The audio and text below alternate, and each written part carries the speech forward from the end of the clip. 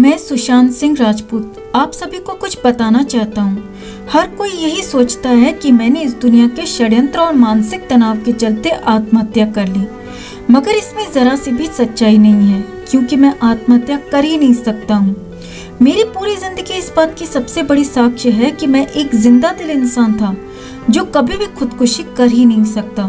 यदि आपको इस बात पर यकीन नहीं हो रहा तो मैं आपको समझाता हूँ कि ये मैं बार बार क्यों कह रहा हूँ। मेरे मरने के बाद मुझसे जुड़ी ढेर सारी बातें आप तक तरह तरह के माध्यम से पहुंच गई होंगी, लेकिन मैं भी आपको कुछ बताना चाहता हूँ। मेरी जिंदगी में आम और खास के बीच कोई फर्क नहीं था, क्योंकि मैंने अपने करियर की शुरुआत दिल्ली में थिएटर के जरिए की थी। आपको शायद ही मालूम होगा कि उस वक्त मुझे एक थिएटर करने के 250 रुपए मिलते थे, लेकिन मेरा जुनून और मेरी उत्तेजना मुझे हमेशा आगे की तरफ धकेलती रही।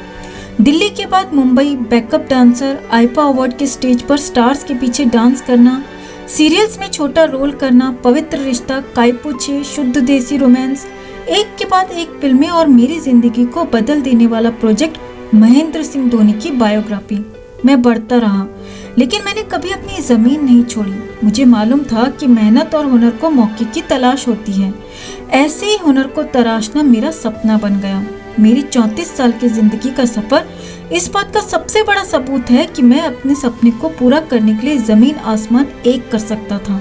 मैं वही सुशांत था जो कभी एक थिएटर करके 250 रुपए कमाता था। इसी के साथ मेरे सपनों की लिस्ट बन चुकी थी, ड्रीम 50। मैं अपने ड्रीम 50 को पूरा करने के लिए दिन रात मेहनत कर रहा था। लोगों ने मुझे रोकने की काफी कोशिश की। कुछ मीडिया के साथियों ने तो मुझे बैड बॉय ऑफ बॉलीवुड की उपाधि दे दी, लेकिन मेरी हर उड़ान से मुझे और ताकत मिलती थी। क्या आपको मालूम है मेरी ड्रीम 50 की लिस्ट में क्या क्या शामिल था? इस ड्रीम 50 की सूची में से कुछ सपनों को मैंने पंख लगा दिए थे, लेकिन कई मुख्य सपने पूरे करने अभी बाकी थे। मैं प्रकृति से बहुत प्रेम करता था, इसलिए मैंने 1000 पेड़ लगाने का लक्ष्य रखा था। इस लिस्ट में कई ख्वाब अधूरे रह गए, लेकिन मैंने इसे अधूरा नहीं छोड़ा। मैं तो लगातार अपने सपनों को पूरा कर रहा था। मैं 100 बच्चों को इसरो या नासा में वर्कशॉप के लिए भेजना चाहता था। मैं कोडिंग सीखना चाहता था, क्योंकि मैंने भविष्य को महसूस किया था। आने वाले वक्त में हिंदी अंग्रेजी की तरह कोडिंग भी एक प्रकार की भाषा होगी। मैं तो अंधे लोगों को भी कोडिंग सिखाना चाहता था।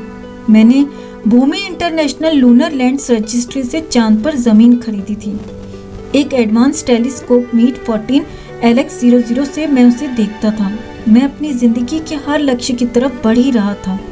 मैं बहुत खुश था। मुझसे प्यार करने वालों की तादाद काफी थी, इसलिए मुझे नफरत करने वालों की बिल्कुल परवाह नहीं थी। ड्रीम 50 में मेरा सबसे खास सपना ये था कि मैं औरतों को सेल्फ डिफेंस यानी आत्मरक्षा की ट्रेनिंग देने में मदद करना चाहता था।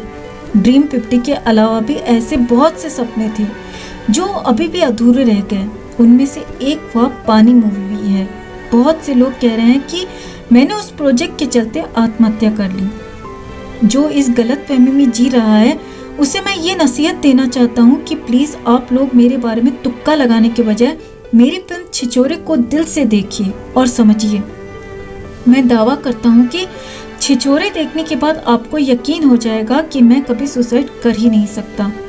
मैंने जिंदगी में बहुत उतार चढ़ाव देखे हैं। मुझे जान से प्यारी मेरी माँ ने उस वक्त इस दुनिया को छोड़ दिया था जब मैं सिर्फ 16 साल का था। उस वक्त मैं बहुत कमजोर था। मेरी जिंदगी की वो एक कमी कभी नहीं पूरी हुई, लेकिन मैंने कभी गिव अप नहीं किया। जब मैंने अपनी माँ को खोने के बाद ऐसा कदम नहीं उठाया तो भला कुछ करोड़ रुपए के प्रोजेक्ट और मेरे साथ हो रहे दुर्व्यवहार के चलते मैं जिंदगी का साथ छोड़ दूंगा? अगर मैं इतनी आसानी से हार मान जाता तो मैं आज भी दिल्ली के मंडी हाउस के बाहर चाय समोसे खाकर अपनी किस्मत को कोसता रहता और यहाँ तक कभी नहीं पहुँच पाता।